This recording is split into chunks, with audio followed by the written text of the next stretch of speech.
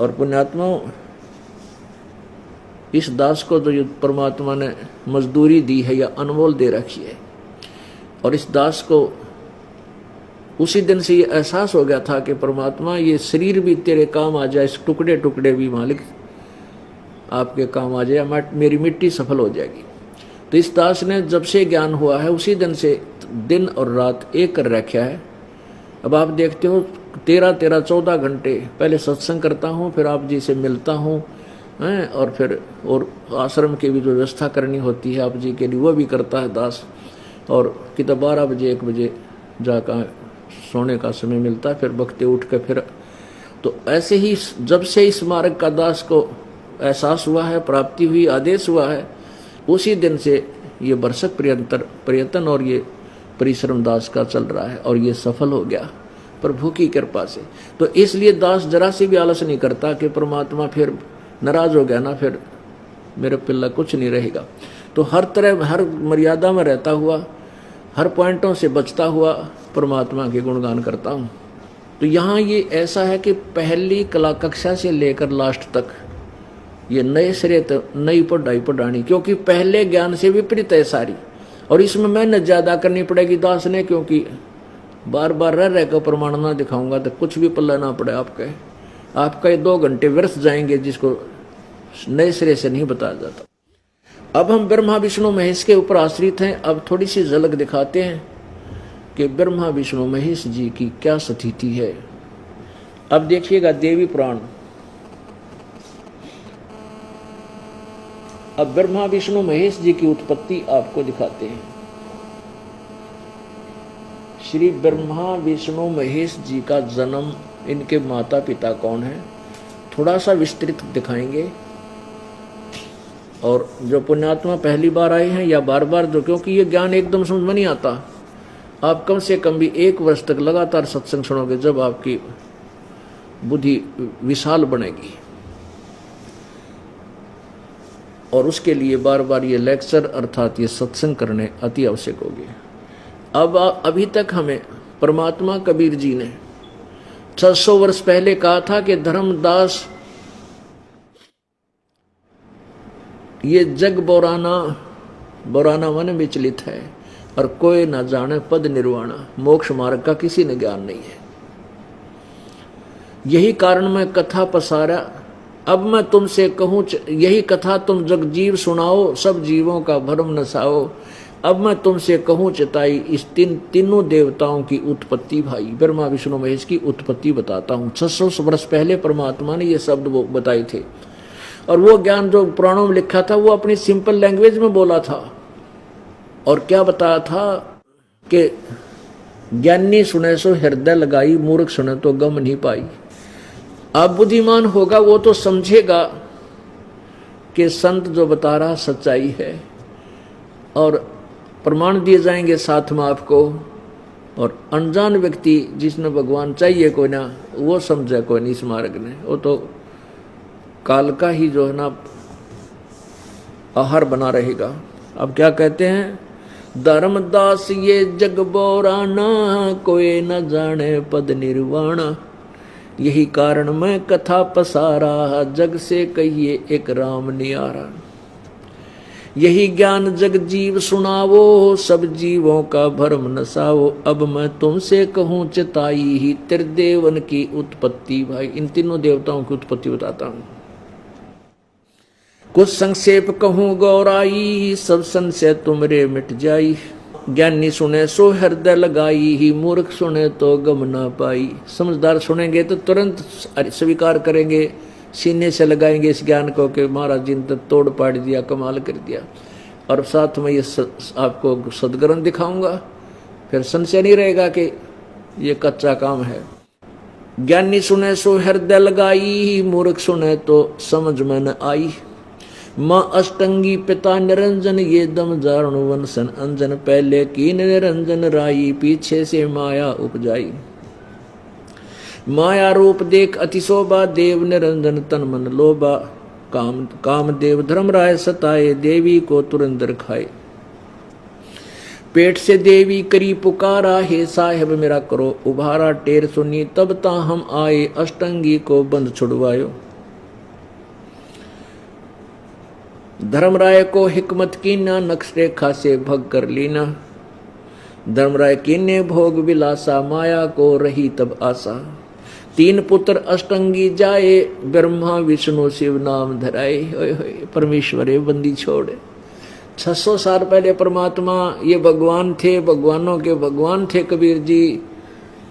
जिन पुराणों को हमारे ब्राह्मण गुरु और ऋषि नहीं समझ सके, इनमें के लिखा परमात्मा ने पहले ही बोल रखा अपनी सिंपल लैंग्वेज में।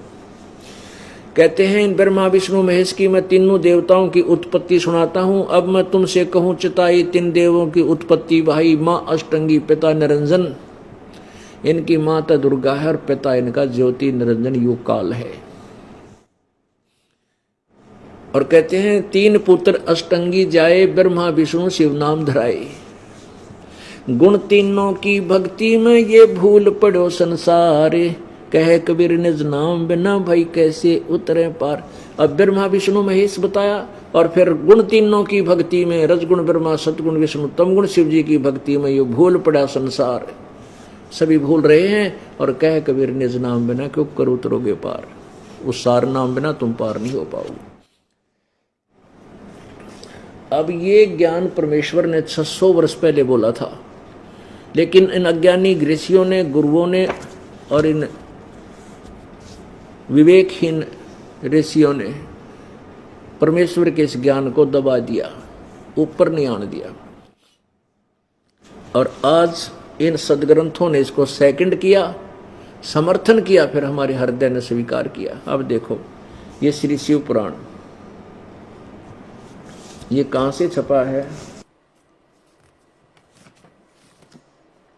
श्री शिव पुराण, इसके संपादक है हनुमान प्रसाद पोदार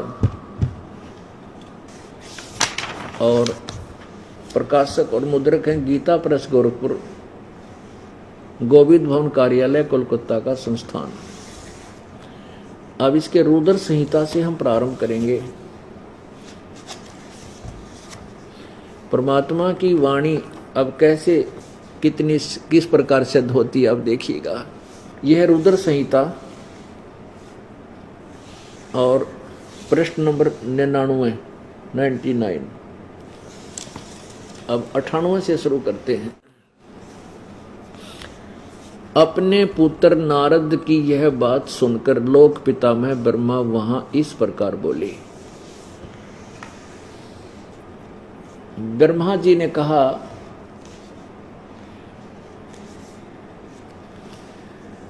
ब्रह्मन अपने पुत्र नारद से बता रहा है ब्रह्मन देव श्रोमणे, तुम सदा समस्त जगत के उपकार में लगे रहते हो। तुमने लोगों के हित की कामना से बहुत उत्तम बात पूछी है। कि पूछा था कि सृष्टि की रचना किसने की, जिसमें समस्त चराचर जगत नष्ट हो गया था। सर्वत्र केवल अंधकार ही अंधकार था, न सूर्य दिखाई देता था न चंद्रमा। अन्य ग्रहों का और नक्षत्रों का भी पता नहीं था। न दिन होता था न रात। अग्नि, पृथ्वी, वायु और जल की भी सत्ता नहीं थी। उस समय तत् सद ब्रह्म, अब तत् सद ब्रह्म माने वो सच्चा सत्पुरुष ब्रह्म, तत् सद ब्रह्म वह सत्पुरुष यानी सद ब्रह्म, सच्चा भगवान। इस श्रुति से जो सत सुना जाता है वो एकमात्र वही शेष था। अब चलो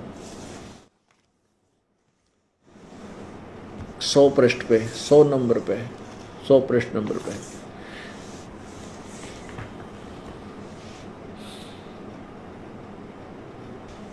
जिस पर ब्रह्म के विषय में, अब देखो ब्रह्मा जी बोल रहा कि तो ब्रह्म का है, कि तो सदब्रह्म का है, कि तो पर ब्रह्म। फिर भी क्योंकि इन्हीं से हमने इस ज्ञान को निखारना है जो परमेश्वर का ज्ञान है। जिस पर ब्रह्म के विषय में ज्ञान और अज्ञान से पूर्ण उक्तियों द्वारा इस प्रकार विकल्प किया जाता है, उसने कुछ काल के बाद द्वितीय की इच्छा प्रकट की। उसके भीतर एक से अनेक होने के संकल्प उदित हुआ। तब उस निराकार परमात्मा ने अपनी लीला शक्ति से अपने लिए मूर्ति की कल्पना की। मूर्ति माने शरीर की, साकार शरीर की, जो मूर्ति रहित यानी शरीर रहित पर ब्रह्म है, उसी की मूर्ति। उसी की मूर्ति भगवान सदाशिव है। ब्रह्मा बोल रहा है। अर्वाचीन और प्राचीन विद्वान इन्हीं को ईश्वर कहते हैं। उस समय एकाकी रहकर स्वेच्छा अनुसार विहार करने वाले उन सदाशिव ने अपने विग्रह से स्वयं ही एक स्वरूप भूता शक्ति की सृष्टि की, जो उनके अपने श्रीअंग से कभी अलग होने वाली नहीं थी। अब देखो, उस पराशक्ति को प्रधान प्रकृति गुणवती माया बुद्धि तत्व की जननी और विकार रहित बताया गया है। वह शक्ति का अंबिका कही गई है, दुर्गा। उसी को प्रकृति सर्वेश्वरी त्रिदेव जननी, तीनों देवताओं की माँ, ब्रह्मा विष्णु महेश की माता जननी और नित्य और मूल कारण भी कहते हैं।